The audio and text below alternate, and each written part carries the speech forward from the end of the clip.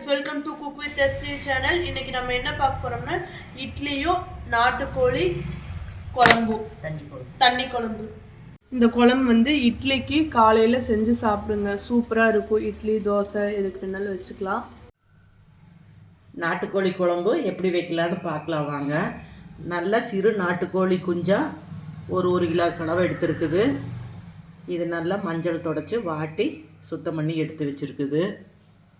அடுத்தது நாமெல்லாம் ஃப்ரெஷ்ஷாக அரைச்சி இன்றைக்கி வைக்க போகிறோம். வர மல்லி நான் வந்து ஒரு 50 கிராம் மல்லி எடுத்துருக்கிறேன். அடுத்தது வரமிளகா வந்து காரத்துக்கு ஏற்ற அளவு, பச்சை கருகாப்பிள், மிளகு வந்து ஒரு 10 கிராம், ஜீரகம் அதே அளவு, சின்ன வெங்காயம் வந்து நல்லா வந்து ஒரு 250 கிராம் சின்ன வெங்காயம் தொளிச்சு எடுத்துருக்குது. இப்போ இது எல்லாம் நம்ம நல்லா வறுத்து அரைக்க போகிறோம். வறுக்கலாம் வாங்க. அடுப்பத்தை வச்சு நம்ம வடைச்சட்டி வச்சு எண்ணெய் ஊற்றி வெங்காயம் போட்டு வறுக்கலாம்.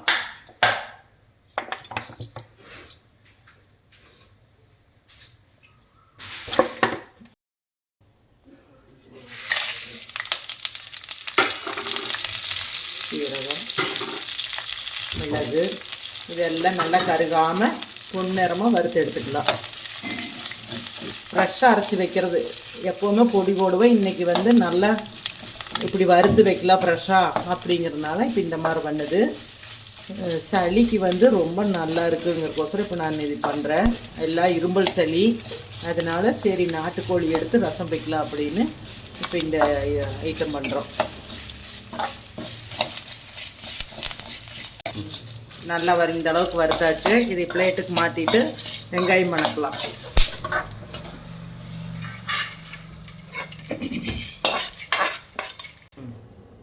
அதே பாத்திரத்தில் மறுக்கணும் கொஞ்சம் எண்ணெய் ஊற்றி வெங்காயம் வணக்கலாம்.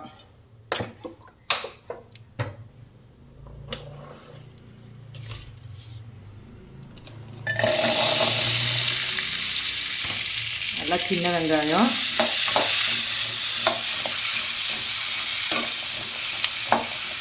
நல்லா வறுக்கலாம். நல்லா வறுக்கணும். உங்களுக்கு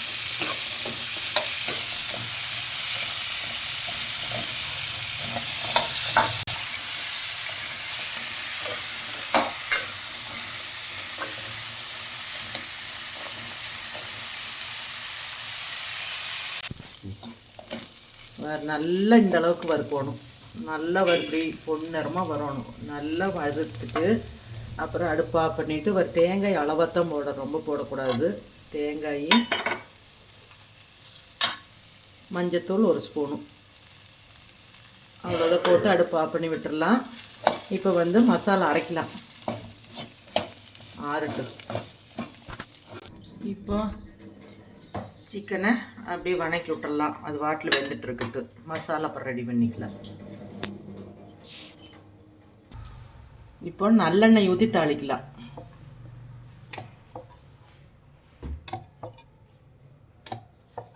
சுத்தமான நல்லெண்ணெய். கடுகு,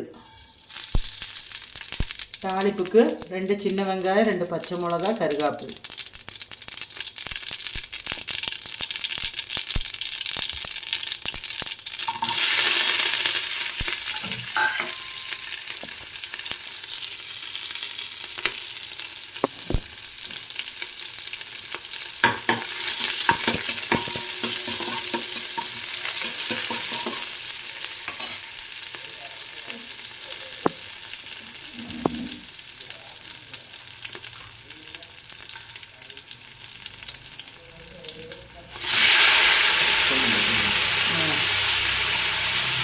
நல்லா இந்த எண்ணெயில் வணங்கணும்.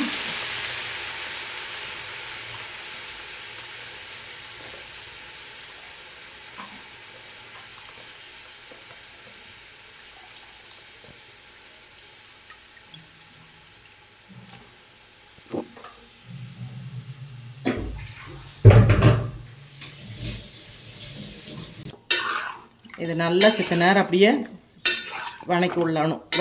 நல்லா வறுத்துட்டு வறுப்படி நல்லா சுருண்டு வறுத்து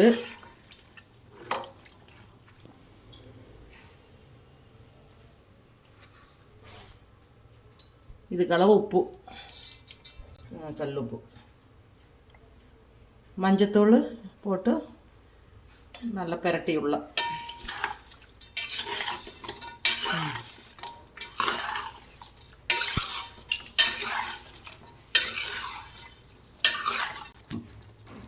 இப்போ நல்லா சுருண்டு வந்துட்டுது.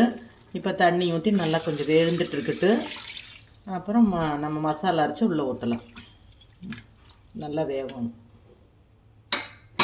மூடி போட்டு இந்த கறி மொதங்கிற அளவுக்கு தண்ணி ஊற்றணும். இந்த அளவுக்கு தண்ணி இருந்தால் நல்லா வெந்து வரும். மூடி போட்டுடலாம்.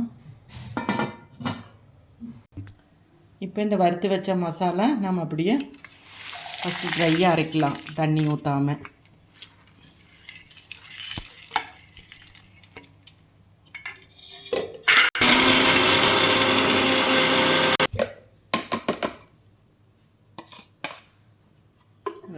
தண்ணி ஊற்றாமல் நல்லா இந்த மாதிரி ட்ரையாக அரைச்சதுக்கப்புறம்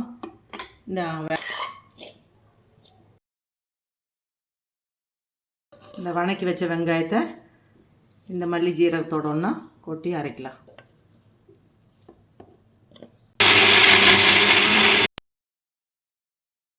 இப்போ மசாலா நம்ம அரைச்சி எடுத்துட்டோம். இந்த கன்சிஸ்டன்சியில் வச்சுருக்குறோம். இதை அடுத்து வெந்துட்டுருக்கிற கறியில் உள்ளே மிக்ஸ் பண்ணிக்கலாம். மிக்சியில் அரைச்சி தண்ணி மிக்ஸ் பண்ணி எடுத்து வச்சுருக்குறோம். இப்போ கறி நம்மளுக்கு நல்லா வெந்துட்டுருக்குது.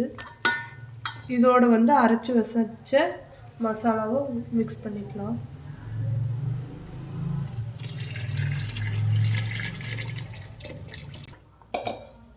இப்போ நம்ம மசாலா மிக்ஸ் ஆயிடுச்சு. மசாலாவோட கறியும் இன்னொரு கொதி வந்துடட்டும். அப்படியே கறிக்கலவை போட்ட உப்பு. இப்போ மசாலாவுக்கு உப்பு போட்டுக்கலாம். ஒரு கொதி வரட்டும், மூடி வச்சுக்கலாம். இப்போ பாருங்கள், நம்மளுக்கு கொதிச்சிட்ருக்குது. இன்னும் கொஞ்ச நேரம் நம்மளுக்கு குழம்பு கொதிச்சா ரெடி ஆயிரும். இப்போ பாருங்கள், நம்மளுக்கு குழம்பு நல்லா கொதிச்சிருச்சு.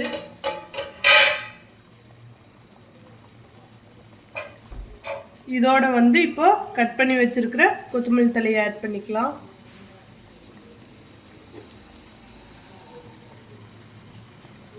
அவ்வளோதாங்க, குழம்பு நம்மளுக்கு ரெடி ஆயிடுச்சு. சூடான சுவையான நாட்டுக்கோழி குழம்பு. இந்த மாதிரி வீட்டில் ஒரு டைம் செஞ்சு சாப்பிட்டு பார்த்துட்டு கமெண்ட்டில் சொல்லுங்கள். Thank you friends. அடுத்த வீடியோவில் சந்திப்போம். Bye bye. இந்த குழம்பு இட்லிக்கு காலையில் செஞ்சு சாப்பிடுங்க. சூப்பராக இருக்கும். இட்லி, தோசை எதுக்கு வேணாலும் வச்சுக்கலாம்.